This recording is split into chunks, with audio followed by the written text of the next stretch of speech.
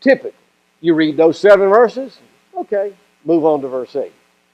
But you always have to stop, pause, think a little bit about what's going on. But before I get into the text, let me just say that verse 6 is kind of huge. In the 19th century, I mean, listen, that's when the critics about the Bible really came into prominence, which we won't discuss the history of how the critics really came alive in the 19th century. But one of their texts that they hung on was verse 6. Because it looks like Lystra and Derbe are in the same province.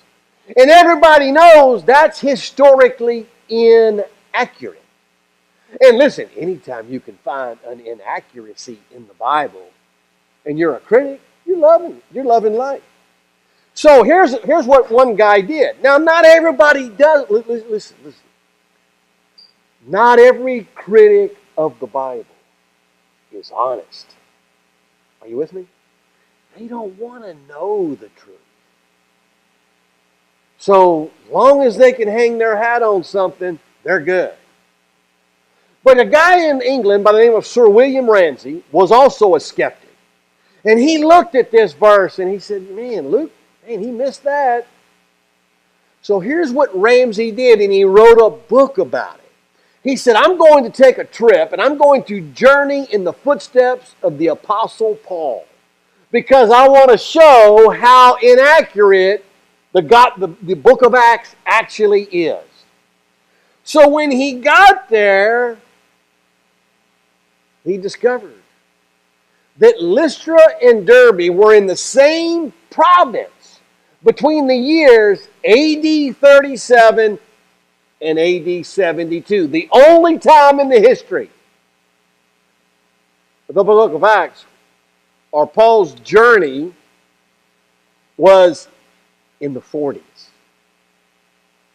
Wow. Now listen. Sir William Ramsay, one of the reasons he became a believer in Jesus Christ was because of this text. Wow. The Bible's accurate after all. And I think a lot of times we forget, even though people make a living criticizing the Bible. Listen, just wait. Maybe we don't have all the information yet. Hey, even last night, football game. One of the quarterbacks didn't get as much playing time. He threw like 8 passes. Another guy who nobody's ever heard of got like 25 passes. People were criticizing the coach until somebody said, oh, well, what happened was the other quarterback got hit in the shoulder and they decided to limit his play time. Oh, I got it. Well, now the criticism is gone.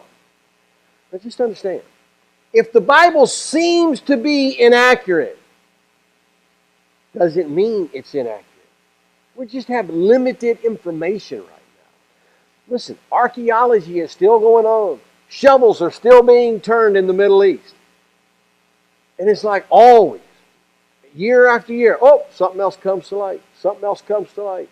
We could talk about the Dead Sea Scrolls, which I'm not going to go into. It shed incredible light on the Old Testament. And they weren't found until the 1940s. In other words, some of the critics in the 19th century were long dead. And if they had been alive, they would have looked foolish. So anyway, just keep that in